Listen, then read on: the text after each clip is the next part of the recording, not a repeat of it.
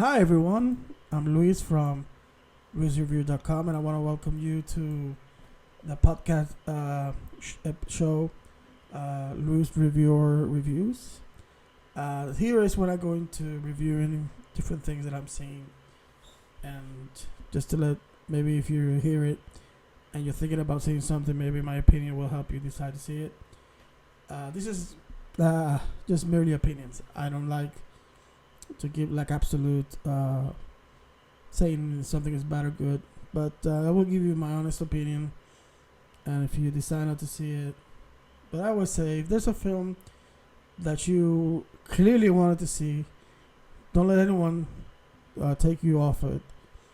Just see it for yourself. If you don't like it, you don't like it, but you saw it because there are times when you hear like people who review things and they tell you it's a bad film, and it's a film you wanted to see, and maybe you liked it, and maybe you see it and you love it. And that's why if there's a movie you're thinking I'm not so sure of, and everyone says it's bad, well, I wouldn't see it. I would trust.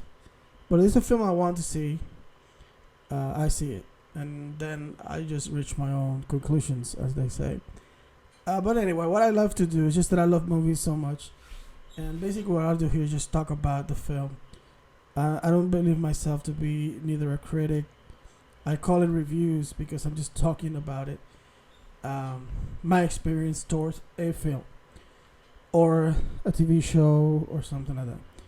And on this episode, I'm going to be reviewing 3 films, and I'm going to go through some TV shows that I'm currently watching, just to let you know what I'm watching.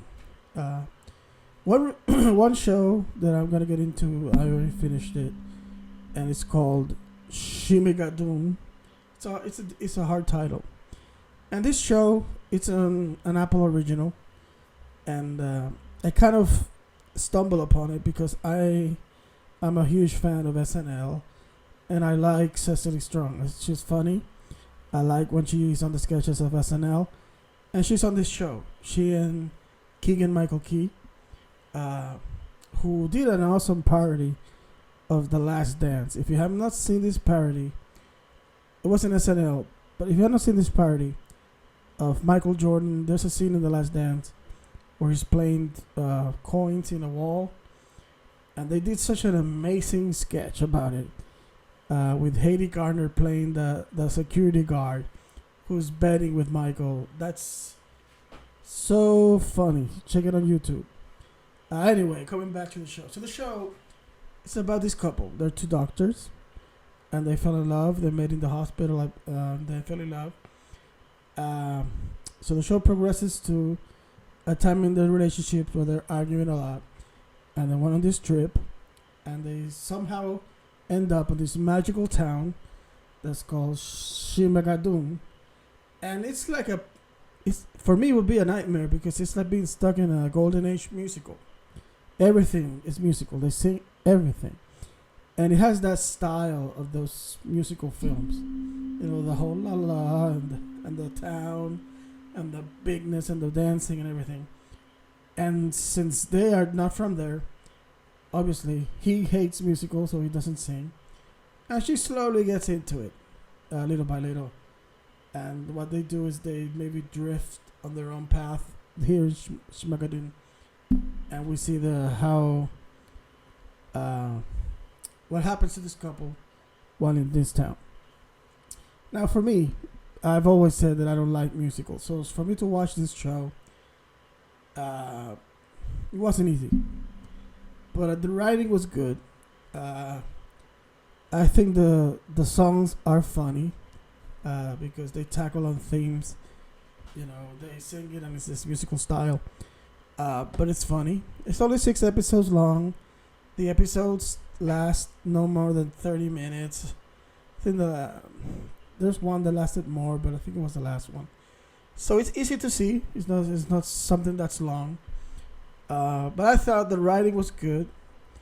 I thought it was funny. I thought it was an interesting look at these characters. The main characters were very well developed, as well as some of the characters around them. That were from the town, and I think it was an original show. I think it was unique. That's what I liked that about the show. Of course, Cecily Strong, she's good in it. I think she was very good in her performance as well as Keegan. Obviously, I think they are the hook of the show, in my opinion, and they both did a great job. But the supporting cast is great. I mean, from Alan Cumming to everyone who's on the show.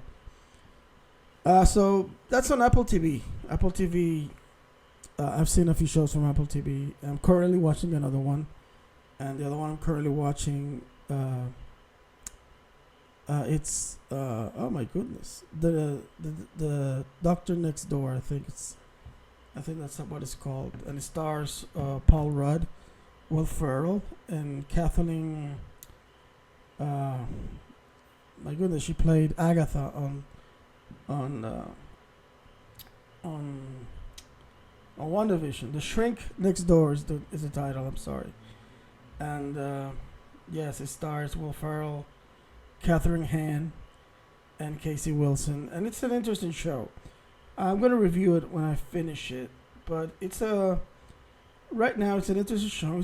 It's the episodes are long, and but it has a good, interesting premise, and obviously Paul Rudd and Will Ferrell are very good together in the show. It's 8 episodes.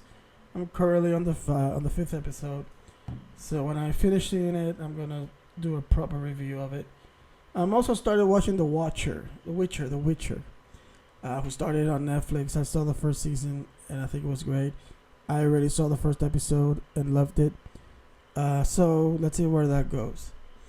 And I don't know, in terms of shows, I think I'm watching a classic show because one of the things I love about streaming services now is that they're bringing classic shows. And I'm currently watching Family Matters. It's an old show. Of course, it was the show with Steve Urkel.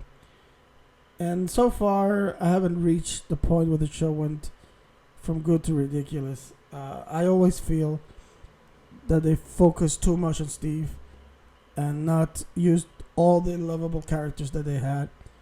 I mean, they still could have done the Steve thing, but it was too much. Sometimes it felt like Carl was Steve's father rather than Eddie's at a lot of points. Not on every episode, but on a lot of points. But I'm currently, in terms of shows, those are the ones that I'm currently watching. So let's go now to reviewing the films that I've seen this week. And I'm going to start with the first one that I saw. And that film was called Power of the Dog. Now, this one is on Netflix, directed by Jane Campion. It stars Benedict Cumberbatch, Kirsten Dunst, Jesse Plemons, and Cody Smith McPhee. So this film, I had it on my watch list, but I kind of was reluctant to see it. But it received a lot of Golden Globe nominations. So based on that, I said, okay, let's give it a shot. Okay, so the story is about these two wealthy brothers, who's played by Benedict and I think Jesse Plemons. And they're two brothers. They own like this ranch, and they're doing this, moving the cattle. And on their way, they stay in this mini hotel where they meet Kirsten Dunst's character and her son. Now, one brother is really mean to her kid, and the other brother finds the mother crying, and that's where they meet. He falls in love with her, and they get married, and that causes strains between the brothers. So basically, it's a struggle about between these three characters. So that's more or less the story of the film. So my opinion on the film, and I repeat, it's my opinion. I was disappointed by the film. I think the film does have its good things, but overall, I was so disappointed. I mean, I watched that for 2 hours, and I kind of forced myself to see it to the end because I just felt like I was waiting for something to happen in the story, but nothing happened that I could say was either a shocking revelation or something. I don't know. I was kind of expecting something to happen, and nothing happened. And so when the film ended, I was like, okay. But I don't know. I just couldn't get into it. I in my review, maybe I was a little bit mean. I said I haven't felt like this since Roma. Roma, the 2018 film. Man, I hated that movie. A lot of people loved it, but I just couldn't get into it. And the same happened with this one. The performances are great. No, there's no problem with Kirsten Dunst's performance or Benedict's performance. But the story wise, I don't know, just didn't. It just seemed like okay, you see for 2 hours the lives of these people, and something does happen in the end, but it was kind of I can't say if it was expected, but it wasn't like something like a big revelation or something like wow, what that would leave you in shock or whatever. So for me, the film was really not that great. Obviously, I don't know if I can't say whether or not it's deserving the nominations because it's just my opinion. In terms of the performances, yeah, I have no complaint with Benedict and Kirsten Dunst's performance. By no means, I think they did their job with the story. So, if you ask me, man, I give it a 4 out of 10, maybe a 5. I didn't really like that movie. So moving on, I'm gonna review the film Swan Song, and this is also from Apple. This is also an Apple film, and it stars Mahershala Ali, Naomi Harris, Glenn Close, and Aquafina. And one thing I mentioned when I did the review on my webpage is that I have enjoyed a lot of the Apple films. I mean, I saw the first one I saw. I think it was Tom Hanks, Greyhound, which is great. It's an hour and a half of intense war scenes in the boats. Coda was a beautiful film, and so was Finch. Finch was also a beautiful film. So when Swan Song was released, obviously I wanted to give it a shot because I kind of like what Apple's been doing as a company. I know Apple is not writing them. I'm talking about the streaming service and the films that they have put on their platform.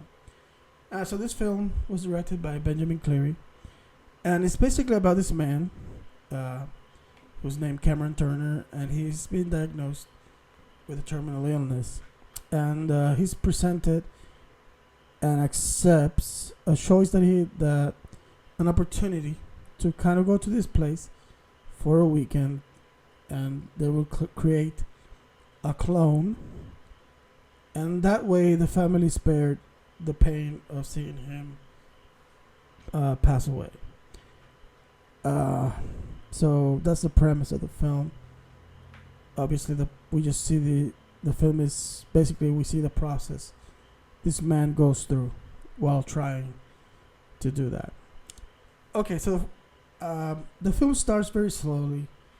I have to admit that at first it was, and this is not a film for everyone. This is a film if you enjoy drama full, where basically the story is just still, but good things happen. I can't explain it very well, but I mean the movie basically this character, his wife, Glenn Close, and Aquafina and his clone. So that's all there is in the film. But the film, I kind of liked it.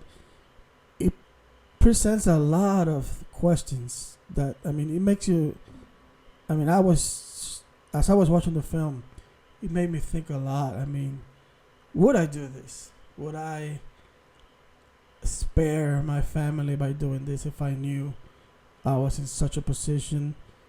Or in terms of the film, calling me selfish because I want to be with them until my last breath. So it makes you think. Obviously, I'm talking about the film. I mean, I don't agree with cloning and all those things, but in terms of the movie, that's the main dilemma, and it makes you think. I mean, because on one side you want to spare them, but on the other side you want to be with them, and that's what makes that struggle is what makes this film powerful and interesting. So I enjoy it. I love the film. I mean, I loved it, but I liked it. Like I said, it starts very slow, but once you get into the story, like maybe half hour pass, it just really gets better. And I have to praise the performance of Aquafina. I mean, she's really impressing me. First in Shang-Chi, and now in this one, she plays someone who went through the procedure, who's guiding camera now in the process, and she's really heartbreaking but funny. And so is Ali. I mean, his performance is great. I haven't seen him in the film he actually won an Oscar for, which I believe is The Green Book or Moonlighting. I haven't seen them yet, but in this film, I have to vouch for him. He was really good in dual roles because he plays the clone and he plays himself. So it's a good film. It's available on Apple TV. I would give it like a 7 out of 10. But it's a beautiful movie. It's a beautiful film. Really touching, moving, and beautifully directed. And the performance is Glenn Close. I mean, she's stone cold, and you almost feel that she's the villain. But not so in the end. I won't say why. So that's the other film that I wanted to review. And now we're going to the big one. Spiderman No Way Home. Okay, so the film, directed by John Watts, stars Tom Holland, Zendaya, Benedict Cumberbatch, Marisa Tomei. I'm a huge Spider-Man fan, and I've been waiting for a film to blow me away like I was blown away when I saw Spider-Man 2. And for me, this one did it. It's hard to review this movie without spoilers, so I don't want to say much. All I can say is trust MCU, go see it, and check the video I'm gonna do with spoilers when you see the film. The movie is funny, has a beautiful story, beautifully acted. I think all the performers are right up there, right on the top of their games. And I even like the message that the film had. And I believe it's one of my favorites from the MCU. That's all I'm going to say. I don't want to get into it anymore. But remember, you can go to my webpage to read reviews of more films. I tend to talk about classic films also. I just don't go into them in the show because, I also saw The Grinch, but that's an old film that I'm sure a lot of people have seen. But I write about different things, and you can check it out. It's www.luisreviewer.com. You can also check me out on my YouTube channel. I have a few videos there, and I also have a podcast. So check it out. Subscribe. Invite people to the Facebook page. And above all things, take care, and I'll see you on the next video.